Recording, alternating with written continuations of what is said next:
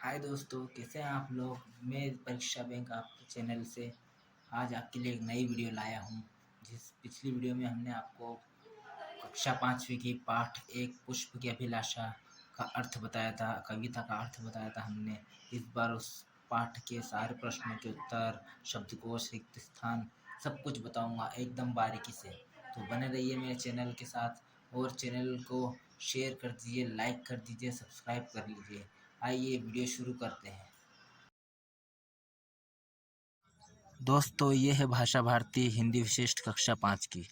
पिछले वीडियो में हमने आपको इस कविता का अर्थ बताया था, पुष्प की अभिलाषा। पुष्प की अभिलाषा पाठ 1 इस पूरी कविता का आपको अर्थ बताया था। अब हम आपको इनके प्रश्नों के उत्तर बताएंगे। जितने भी प्रश्नों के उत्तर है, शब्दकोश है, रिक्त स्थान है, सब कुछ आपको बारीकी से बताएंगे दोस्तों। और इस वीडियो का लिंक डिस्क्रिप्शन में दिया हुआ है। इस कविता का अर्थ हमने आपको बारीकी से बताया था। डिस्क्रिप्शन में जाके इस वीडियो का लिंक है, जाके वीडियो देख लीजिए। तो आइए दोस्तों, वीडियो शुरू करते हैं और आपको उन सभी प्रश्नों के उत्तर बारीकी से बताता हूँ मैं। निम्नलिखित शब्दों के अर्थ शब्दकोश से खोजकर लिखिए।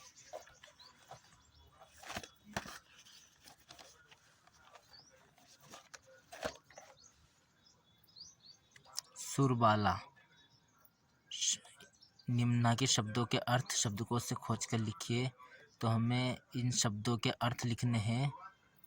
पहला दिया हुआ है इसमें सुरबाला का देवकन्या, बिंध बंधन, सम्राट का आएगा राजा, और इठलाना मतलब इतराना, पथ रास्ता, शीश का सिर, शव मतलब मृतक शरीर, और इसे लाश भी कह सकते हैं।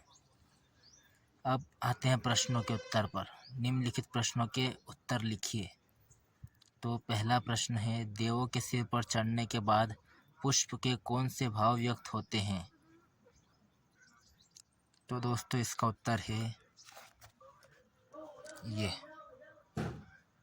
देवों के सिर पर चढ़ने के बाद पुष्प के कौन से भाव व्यक्त होते हैं।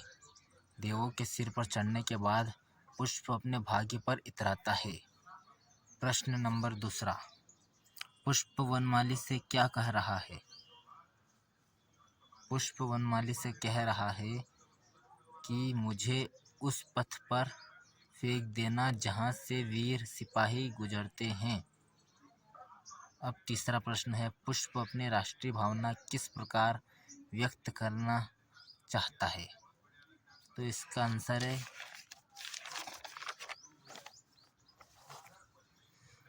पुष्प ने तो सुरबाला के गहनों में गुंथा जाना चाहता है, न ही सम्राट के शव पर चढ़ना चाहता है, न ही वह देवों के सिर पर चढ़ना चाहता है।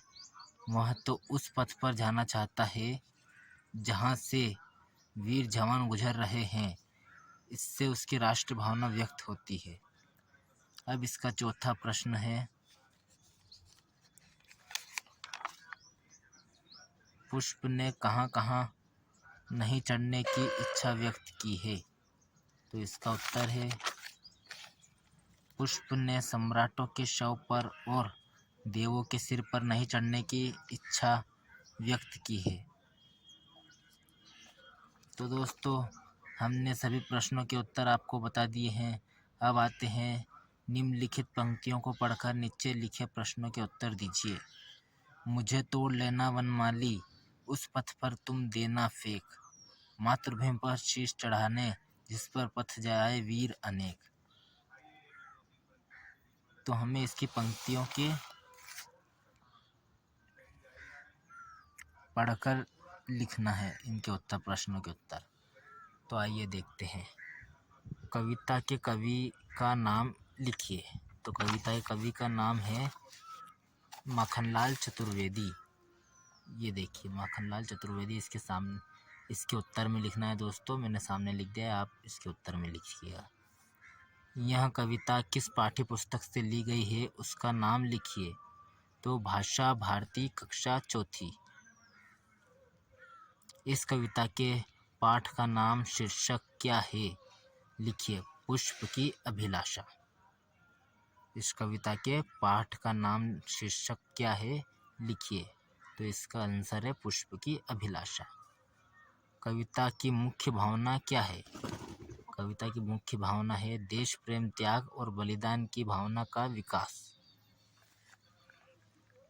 अब आते हैं प्रश्न नंबर 4। आप पुष्प को कहाँ कहाँ से जाना चाहते हैं? पुष्प और स्थान को रेखा से मिलाइए। तो दोस्तों हमें इसकी जोड़ी बनानी है। ये फ़िलहाल इम्पोर्टेंट नहीं है, जो इम्पोर्टेंट है हम वो सॉल्व कर लेते हैं। तो आते हैं भाषा अध्ययन। निम्नलिखित शब्दों के उच्चारण कीजिए और उन्हें वाक्यों में प्रयोग कीजिए। सुरबाला, सम्राट, भाग्य, मातृभूमि, गुंथना, शव। इन सभी शब्दों को वाक्य में प्रयोग करना है। तो देखिए,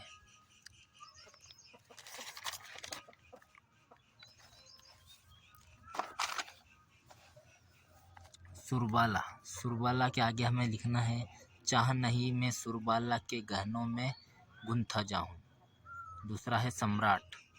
ये देखिए, इसमें सम्राट, भाग्य, मातृभूमि, गुंथना, शव। तो दूसरा है सम्राट, अशोक सम्राट बहुत महान थे। तीसरा है भाग्य, वह बहुत भाग्यशाली है। चौथा है मातृभूमि, हमें मातृभूमि की सेवा करनी चाहिए। पांचवा है गुंथना, फूलों को माला में गुंथना चाहिए। छठा है शव, पुष्प शव पर नहीं चढ़ना चाहता। तो दोस्तों अब इसका दूसरा प्रश्न है दिए गए शब्दों के पर्यायवाची शब्द चौखाने में से छांटकर लिखिए। नीर, धरती, वसुधा, सुमन, झलद, झल, कुसुम, रवि, शशि, चंद्रमा, दिनकर, मेघ। तो हमें पर्यायवाची शब्द और पर्यायवाची शब्द लिखना है। इनके उदाहरण है, पहला है पानी। पानी का पर्यायवाची शब्द होगा जल, नीर। और दूसरा शब्द है पृथ्वी। पृथ्वी का पर्यायवाची होगा धरती, वसुधा। तीसरा है फूल। फूल का आएगा सुमन, कुसुम। चौथा है बादल, मेघ, झलद। पांचवा है सूर्य, रवि, दिनकर। छठा है चंद्र, शशि, चंद्रमा। तो आइए देखते हैं आगे।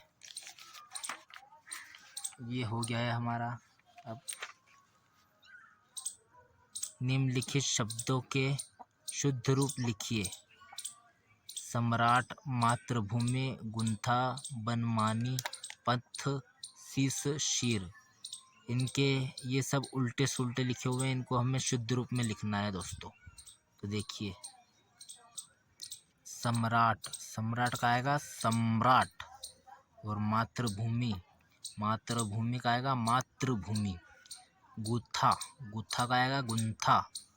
बनमानी का आएगा वनमाली। पथ का आएगा पथ। शीश का आएगा शीश। शीर का आएगा सिर। तो हमने ये भी सॉल्व कर लिया। अब आते हैं क्वेश्चन नंबर 4 पे। निम्नलिखित में से संज्ञा और क्रिया शब्द छांटकर अलग अलग लिखिए। सुरबाला, पुष्प, चाहना, गुंथा, ललचाऊं, हरि, देव, सिर, चढ़ूं, इठलाऊं, वनमाली। इन सबको संज्ञा और क्रिया में लिखना है। संज्ञा के शब्द छांटना है और क्रिया के भी शब्द छांट के अलग अलग लिखना है। जैसे कि ये संज्ञा के इधर लिखना है, क्रिया के इधर। तो संज्ञा के शब्द है हमारे सुरबाला, पुष्प, हरि, देव, सिर, वनमाली। दोस्तों मैंने पहले से लिख के रख लिए थे ताकि आपको कोई समस्या ना आए। और क्रिया के शब्द हैं गुंथा, चाहना, इठलाऊं, चढ़, ललचाऊं। ये इसकी क्रिया है। तो दोस्तों कैसा लगा मेरा वीडियो? और जो वीडियो अच्छा लगे तो लाइक करें, शेयर करें, सब्सक्राइब करें और बेल आइकन को क्लिक करें। और कल हम पढ़ेंगे इसके बुक से अगला पाठ 2 बुद्धि का फल। तो दोस्तों अलविदा लेते हैं। जय हिंद, जय भारत, वंदे मातरम।